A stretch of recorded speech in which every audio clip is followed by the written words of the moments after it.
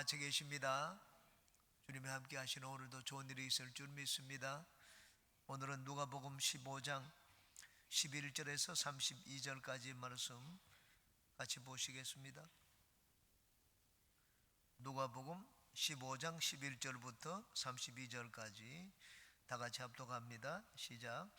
또 이르시되 어떤 사람에게 두 아들이 있는데 그 둘째가 아버지에게 말하되 아버지여 재산 중에서 내게 돌아올 분깃을 내게 주소서 하는지라. 아버지가 그 살림을 각각 나누어 주었더니 그 후 며칠이 안 되어 둘째 아들이 재물을 다 모아 가지고 먼 나라에 가 거기서 허랑방탕하여 그 재산을 낭비하더니 다 없앤 후 그 나라에 크게 흉년이 들어 그가 비로소 궁핍한지라. 가서 그 나라 백성 중 한 사람에게 붙여 사니 그가 그를 들로 보내어 돼지를 치게 하였는데 그가 돼지 먹는 쥐염 열매로 배를 채우고자 하되 주는 자가 없는지라. 이에 스스로 돌이켜 이르되 내 아버지에게는 양식이 풍족한 품꾼이 얼마나 많은가. 나는 여기서 주려 죽는구나. 내가 일어나 아버지께 가서 이르기를 아버지, 내가 하늘과 아버지께 죄를 지어 사오니 지금부터는 아버지의 아들이라 일컬음을 감당하지 못하겠나이다. 나를 품꾼의 하나로 보소서 하리라 하고 이에 일어나서 아버지께로 돌아가니라.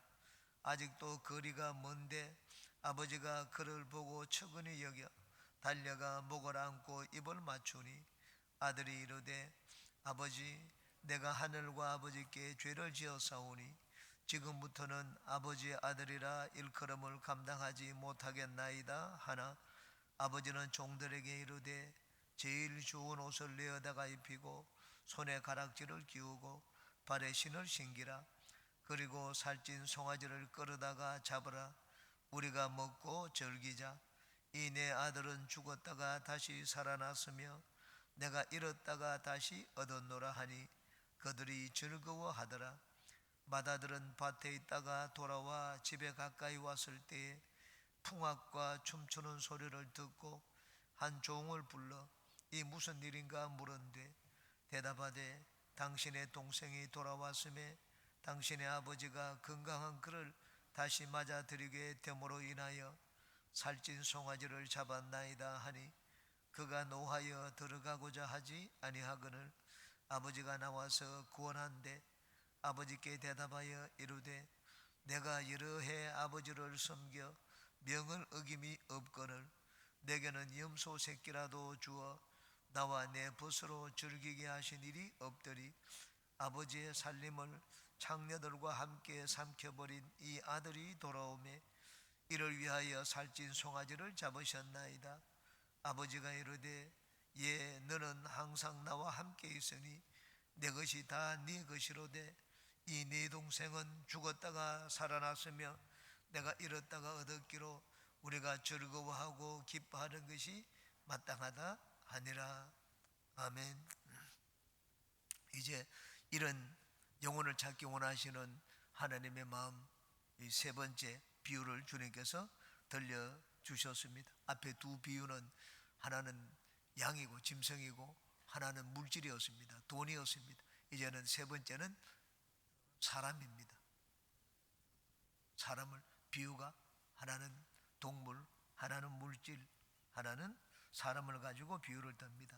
특별한 의미가 있습니다. 사람을 가지고 비유를 든 데는 한 절씩 살펴보고 은혜를 나누겠습니다. 11절에 또 이르시되 어떤 사람에게 두 아들이 있는데 이 사람을 가지고 비유를 들었습니다. 12절 그 둘째가 아버지에게 말하되 아버지여 재산 중에서 내게 돌아올 분깃을 내게 주소서 하는지라. 아버지가 그 살림을 각각 나누어 주었더니 둘째 아들이 아버지에게 말하기를 유산을 미리 나누어 달라고 말을 합니다. 아버지가 이런 말을 들으면 참 기가 찰 것입니다. 왜냐하면 이 둘째 아들이 나중에 그 재산 받아가지고 다 탕변하고 돌아왔지 않습니까? 아버지가 그것을 몰랐겠습니까? 어릴 때부터 아들을 키웠기 때문에 아들이 이 물질을 맡겨놓으면 성공한다, 성공하지 못한다 아버지는 잘 알고 있습니다. 그런데 아들이 그렇게 얘기를 하니까는 아버지가 거절을 하지 않았습니다. 자식이 이기는 부모가 없다고 자식이 그렇게 하는데 아버지가 그냥 내버려 두셨습니다. 오늘도 날도 마찬가지입니다. 부모에게 막 때를 쓰고 돈을 내놓아라 이 하는 자식들은 성공하는 자식이 아닙니다. 성공하는 자식은 부모를 섬기려고 하지, 자기 걸 가지고 부모를 섬기려고 하지, 부모 걸 달라고 하지 않습니다. 이 잘못된 자녀입니다. 아버지가 그 살림을 각각 나누어 주었더니 아버지가 재산을 나누어 주었습니다. 그런데 이 둘째 아들이 달라고 하니까 둘째 아들에게만 주지 않았습니다. 재산을 똑같이 둘째도 주고 첫째도 주었습니다. 요즘은 여러분 장자가 이 부모의 재산을 우리 한국의 유교적인 풍습 때문에 제사제도, 장손 이런 유교적인 풍습 때문에 뭐 재산을 장손에게 물려주고 아들에게 물려주는 그런 이 용어가 이전에는 종종 있었습니다. 그런데 지금은 그렇지 않습니다. 지금은 사람들이 이 법도 잘 알고 그러면 형제간끼리 고소를 합니다. 지금은 형제간끼리 고소하는 내용이 많습니다. 한 사람에게 재산을 물려줘서 그렇습니다. 물려준다고 해서 자기 것이 됩니까? 고소하면 또 내놔야 됩니다. 이 아버지는 진짜 자식들을 이 공평하게 잘 대하는 부모였습니다. 부모가 한쪽에만 재산 물려줘 보십시오. 그 두 아들들이나 딸들이 사이좋게 지내겠습니까? 절대로 사이좋게 지내지 않습니다. 저는 저희 처가를 보고 그걸 잘 봤습니다. 장남이 자기가 많이 차지하기 위해 가지고 허락도 받지 않고 자기가 다 챙겨갔습니다. 그러니까 그 다른 이 형제들하고는 보지도 않더라고요. 그렇게 몇십 년 동안 같이 살았는데도 이게 재산 문제로 물질의 문제로 인해 가지고 의가 갈라지는 경우가 많습니다. 아버지가 첫째도 주고 둘째도 나누어 주었습니다. 왜냐하면 형제간의 의를 생각해서 그렇게 나누어 주었습니다. 13절에 그 후 며칠이 안 되어 둘째 아들이 재물을 다 모아 가지고 먼 나라에 가 거기서 허랑방탕하여 그 재산을 낭비하더니 이 둘째 아들은 자기가 돈을 가지고 있으면 돈을 자기 마음대로 써보고 싶었습니다. 아버지 밑에 있으니까 돈을 써보고 싶었는데 돈을 써보지는 못했습니다. 돈을 벌고자 한 것이 아닙니다. 돈을 써보고 싶었습니다. 돈을 벌고자 하시면 아버지 곁에서 아버지에게 조언을 구하고 있을 텐데 이 둘째 아들은 그렇게 하지 않았습니다. 물질의 주인 행세를 하고 싶었습니다. 이 아버지 곁을 떠나는 것이 이 초점이 아닙니다. 중요한 것은 돈을 마음대로 써보기 위해서 아버지가 곁에 있으면 마음대로 내 물질의 주인 행세를 하지 못하기 때문에 어떻게 하든지 아버지 간섭이 없는 곳, 아버지가 손닿지 않는 곳, 먼 곳으로 가서 생활을 했습니다. 그곳에서 허랑방탕하여 그 재산을 다 낭비를 했습니다. 이 둘째 아들의 물질을 관리할 만한 그런 능력이 없었습니다. 여러분 돈을 많이 쥐어주면 그 돈을 잘 관리합니까? 여러분 인터넷에서 로또 당첨된 사람들 그 후의 삶이라고 하면 쳐서 한번 찾아보시기 바랍니다. 10명 중에 7, 8명은 전부 다 더 삶이 나빠졌습니다. 가정이 이혼을 하죠. 그리고 3년, 4년 가지 않아가지고 알거지가 된 경우로 봤습니다. 저 여기 로또 당첨된 게 수십억이 되고 몇백억이 됩니다. 그런데도 불과 몇 년 가지 않아가지고 대부분이 전부 다 더 나빠진 경우를 봅니다. 왜 더 나빠졌는가? 물질을 관리하는 만한 능력이 없기 때문입니다. 여러분 돈을 쥐어준다고 해서 다 그 돈을 불리는 것이 아닙니다. 이 둘째 아들은 아버지에게 이런 요구를 하는 것부터가 제대로 된 아들이 아니었습니다. 돈을 맡겨줘도 그 돈을 잘 관리를 하지 못했습니다. 성경에는 작은 것에 성실한 자가 큰 것에도 성실한다고 말씀을 했습니다. 큰 거 맡겨놓으면 잘할 것 같은데 여러분 작은 일에 성실하지 않은 자는 큰 거 맡겨놓아도 결코 성실하게 그걸 관리를 하지를 못합니다. 평소에 성실히 우리 몸에 배어야지 우린 다른 것도 잘 관리할 수가 있습니다. 14절에 다 없앤 후 그날에 크게 흉년이 들어 그가 비로소 궁핍한지라. 설상 가상입니다. 재산이 좀 남아있을 때 흉년이 들면 이거 좀 아껴 써야 되겠다 걱정이라도 하고 준비라도 하죠. 그런데 불행은 준비 없이 예고 없이 다가오는 때가 많습니다. 다 탕진하고 난 다음에 그때 흉년에 들어오니까 일자리를 얻으려고 해도 일자리를 얻을 수가 없었습니다. 남은 거 가지고 뭘 좀 하려고 해도 어느 정도 이게 앞에 큰일이 닥칠 걸 알면은 야 내가 좀 아껴야 되겠다고 하는데 이 그러지를 못했습니다. 내일을 생각해 보지 않은 아들이었습니다. 그리고 또 망하려고 하면 순식간에 망합니다. 여러분 뒤로 넘어져도 코가 깨진다는 말이 있지 않습니까? 망하려고 하면 이것 해도 안 되고 저것 해도 안 됩니다. 그러므로 우리는 가진 것이 있고 내가 뭔가 좀 손에 쥐는 것이 있을 때 항상 내일을 생각해야 됩니다. 우리 인생을 살다 보면 항상 태양만 비치는 것이 아닙니다. 때로는 눈도 오고 비도 옵니다. 흉년의 때, 어려운 때, 고난의 때를 생각해서 준비를 할 줄 알아야 됩니다. 요셉의 뛰어난 점이 무엇입니까? 요셉이 어떻게 애굽의 총리가 되었습니까? 요셉은 내일을 준비를 잘하는 지혜가 있는 자였습니다. 풍년,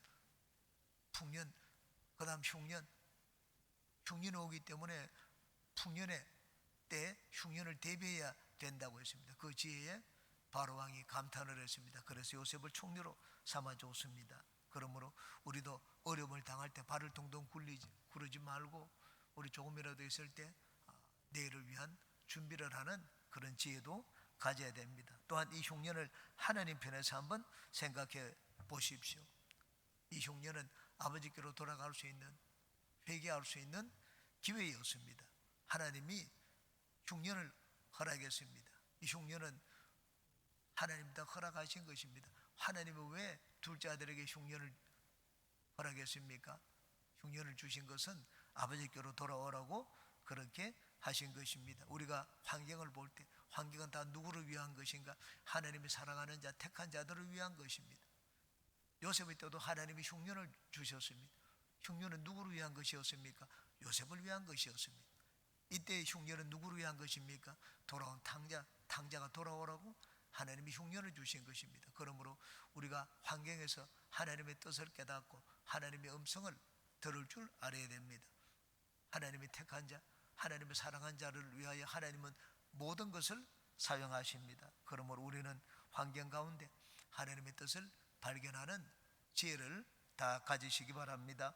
15절에 가서 그 나라 백성 중 한 사람에게 붙여 사니 그가 그를 들로 보내어 돼지를 치게 하였는데 상황이 완전히 역정되었습니다. 이전에는 자기가 돈이 있기 때문에 이 사람 저 사람 호령도 하고 부르고 큰 소리로 쳤습니다. 이제는 큰 소리 칠 수가 없게 되었습니다. 사고 무친입니다. 이방인의 땅에 왔기 때문에 친척이 있습니까? 친구가 있습니까? 아무도 없습니다. 저는 미국에서 이런 환경 가운데 놓여봤습니다. 어려울 때 손을 내밀 곳이 없었습니다. 친척도 없고 친구도 없기 때문에 사고무친입니다. 그냥 거기서만 죽는 수밖에 없습니다. 신용카드도 낼 수가 없죠. 어디 외상거래 할 수 있는 것도 없습니다. 거기에서 저는 진짜 하나님 외에는 살 길이 없다는 것을 깨닫고 하나님께 많이 무릎을 꿇었던 기억이 납니다. 여기 이제는 뭐 살 길이 없으니까는 살 수 있는 게 평소에 자기가 일을 하거나 재능이 있거나 평소에 내가 뭘 기술이 있었으면 그 기술로 가지고 생활을 하지만 아무것도 없었습니다. 막노동밖에 할 것이 없었습니다. 막노동도 그냥 시켜주지 않았습니다. 이 돼지를 치는 일을 맡겼습니다. 유대인들은 돼지를 부정하게 여깁니다. 율법에는 돼지를 가까이 하지 말라고 말씀을 했습니다. 돼지를 만지기만 해도 부정하다고 말씀을 했습니다. 그런데 이 둘째 아들은 유대인들이 가장 부정하게 여기는 그 돼지 치는 일을 하게 되었습니다. 먹고 살기 위해서 그렇게 하게 되었습니다. 이 밑바닥까지 내려갔습니다. 이 가난의 밑바닥이 아니라 거룩의 밑바닥까지 내려갔습니다. 유대인들은 이라면 도저히 저런 일을 하지 않습니다. 그런데 그 일을 하게 되었습니다. 평소에는 거룩이 하나님과의 관계에서 얼마나 중요하고 내가 이 거룩의 분위기에서 살고 있는 것 그걸 몰랐습니다. 그런데 어렵게 되게 보니까 이 거룩의 모습을 다 잃어버리게 되었습니다. 하나님을 떠나게 되면 거룩의 모습을 잃게 됩니다. 우리 인간이 참 인간답게 내가 인간이다 하는 그런 이 자존심을 갖게 되고 인간의 존엄도 느끼고 하는 것은 하나님 우리에게 하나님의 형상을 주셨기 때문입니다. 우리는 다 동물과는 다른 삶을 삽니다. 동물과는 다른 인간다운 삶을 삽니다. 인간에게는 그런 모습이 있습니다.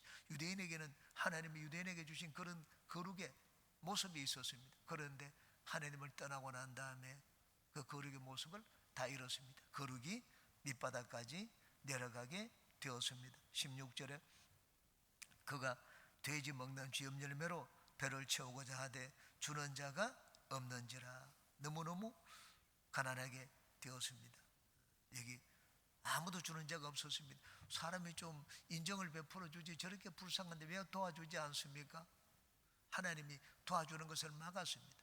이 아들이 밑바닥까지 내려간 것 하나님이 그렇게 하신 것입니까? 마귀가 그렇게 한 것입니까? 마귀가 우리 인생을 도둑질하고 죽이고 멸망시키는 자는 마귀입니다. 마귀가 우리를 어렵게 하고 우리를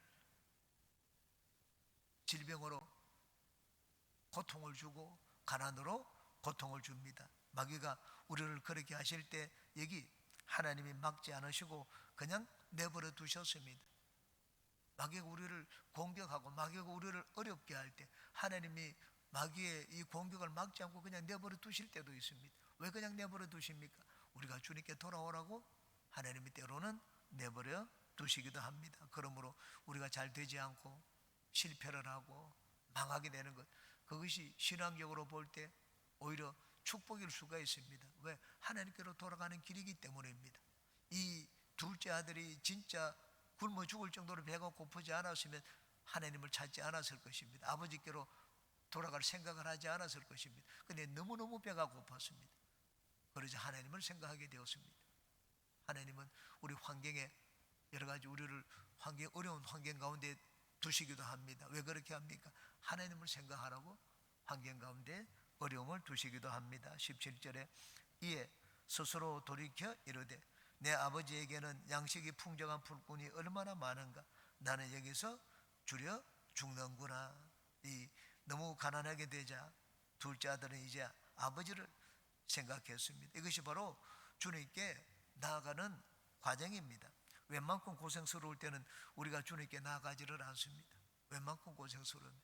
그러나 이제 도저히 살 수가 없게 될 때, 이젠 벼랑 끝에 서게 되면 이제는 하나님을 생각합니다. 야, 내 아버지에게는 풍성한 양식이 풍성한 품꾼이 얼마나 많으냐. 저는 미국에 있을 때 한 의사분에게 한의사입니다. 장로님이신데 그분에게 이런 얘기를 들었습니다. 치료를 해주겠다고 하면서 저를 몸을 만져주면서 이게 침도 놓고 한 1시간 동안 앉혀놓고 저한테 설교를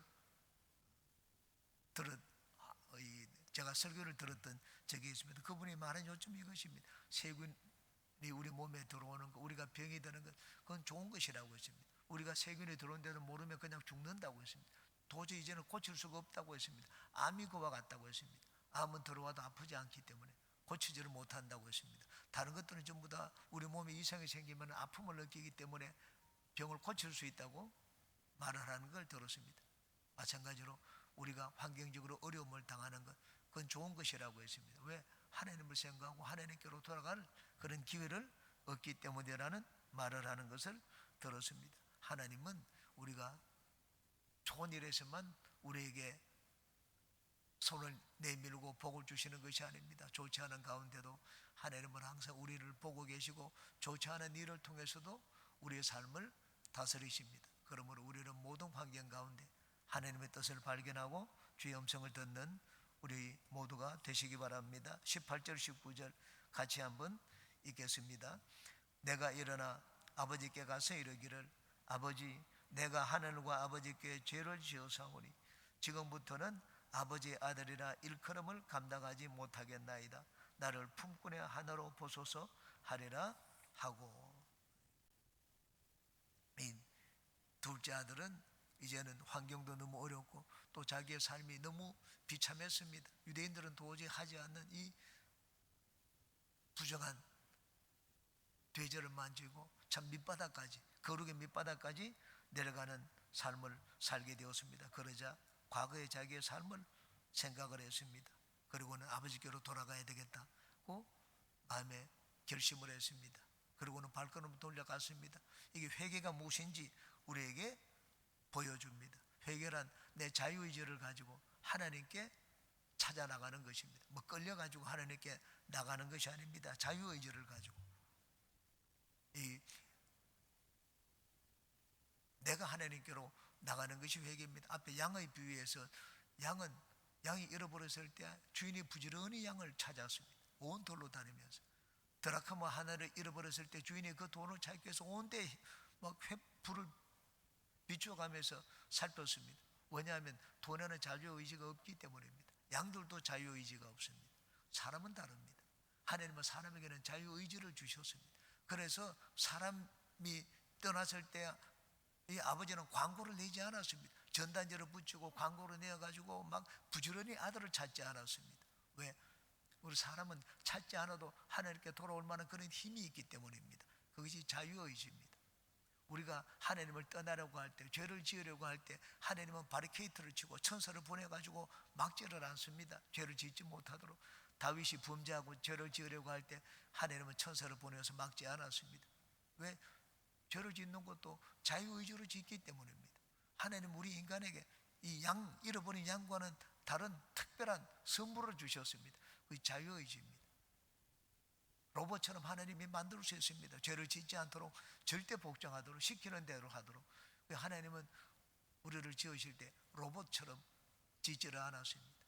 하나님처럼 우리를 만드셨습니다. 하나님이 가진 최고의 이 기능이 자유의지입니다. 모든 것을 스스로 판단하고 옳고 그름을 분별하고 하는 그 자유의지. 그 자유의지를 우리 사람에게도 주셨습니다. 이것을 주면은 사람이 하나님 앞에 대적을 하고 반역을 할 수도 있는데 자기 마음대로 살 수도 있는데 그래도 주는 것이 좋겠다고 생각을 했습니다. 자유의지를 가지고 하나님을 섬기는 것이 진짜 하나님을 섬기는 것이기 때문입니다. 또 사랑으로 섬기는 것이기 때문입니다. 자유의지로 하지 않는 모든 것들은 진짜가 아닙니다. 그 마음에 진심이 없습니다. 자유의지로 하는 것이 진짜입니다. 그 마음에 이 진심이 담겨 있습니다. 그래서 하나님은 우리에게 자유의지를 주셨습니다. 이 둘째 아들은 하나님 아버지를 떠나가지고 독립을 선언하고자 할 때 아버지가 막지 않았습니다. 우리가 하나님 난 주님 뒤돌아서겠습니다. 그럴 때 하나님 막지 않습니다. 난 주일날 지키지 않고 다른 곳에 가겠습니다. 하나님 막지 않습니다. 나는 주님을 이제 봉사하지 않겠습니다. 하나님 막지 않습니다. 그냥 내버려 두십니다. 왜? 우리 인간의 자유의지가 있기 때문에 다 스스로 깨닫고 돌아오기를 원하기 때문입니다. 하나님이 우리가 하나님 곁을 떠나러 갈 때 한 번, 두 번 경고를 주십니다. 이 둘째 아들에게 하나님은 경고를 여러 번 주셨습니다. 그런데 나중에 경고를 듣지 않았습니다. 마지막 경고가 재산을 완전히 가져간다든가 질병으로 친다든가 가족들을 하나님이 데려간다든가 욥이 그 세 가지 고난을 받았습니다. 우리가 한 번, 두 번 하나님 말씀을 하실 때 그 말씀을 들어야지. 그렇지 않으면 우리는 더 어려움에 처하게 됩니다. 여기 둘째 아들은 어려움을 당했을 때 이제는 깨달았습니다. 깨닫고 있는 자유의지를 가지고 내가 아버지께로 돌아가겠다. 그렇게 해서 아버지께로 돌아갔습니다. 우리가 죄를 지을 때 우리가 죄를 짓는데도 하나님 우리에게 채찍을 들지 않는다면 그건 좋은 것이 아닙니다. 그건 복이 아닙니다. 그건 오히려 저주입니다.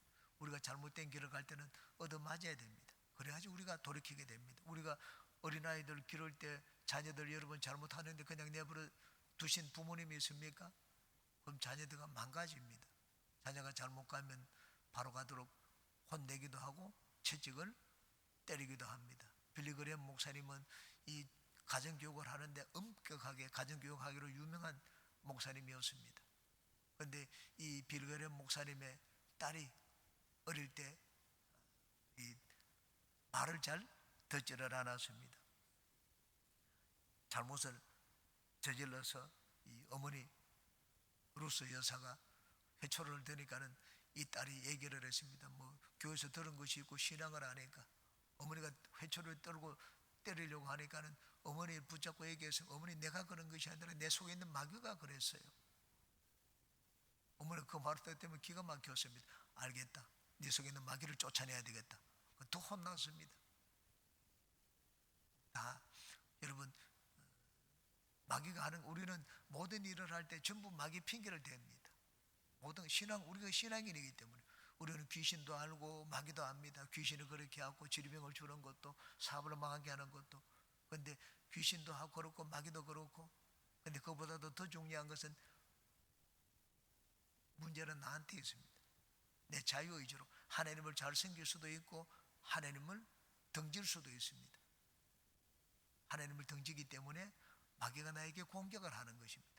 이쪽 편에는 마귀지만 다른 쪽 보면 내가 하나님과 잘못된 관계를 맺고 있기 때문입니다. 이 둘째 아들은 하나님과 아버지와 잘못된 관계를 맺었습니다. 그래서 어려움을 당했습니다. 마귀의 공격을 당하고 마귀에게 아주 큰 시험을 당했습니다. 하나님이 우리에게 주신 아주 귀한 선물이 있습니다. 자유의지입니다. 우리는 주님을 섬길 때 이 자유의지를 가지고 억지로 하지 말고 마지못해 하지 말고 사람들이 보기 때문에 체면 차려서 하지 말고 자유의지로 주님을 사랑하고 섬기는 우리 모두가 되시기를 주님의 이름으로 축원합니다. 오늘은 거기까지 하겠습니다.